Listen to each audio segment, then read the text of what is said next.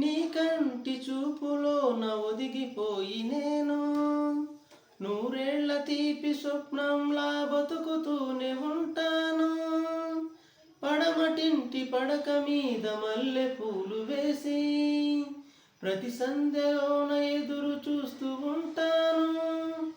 ఎలా చెప్పను ఎలా చెప్పను మూడు నాళ్ళ నిజం నేనని, ఈ తీయని జ్ఞాపకాలని మరు జన్మకే పంచి ఇవ్వని, ఈ రోజు కోసమే ప్రతిరోజు గడపని క్షమించు నేస్తమా వద్దనవద్దు.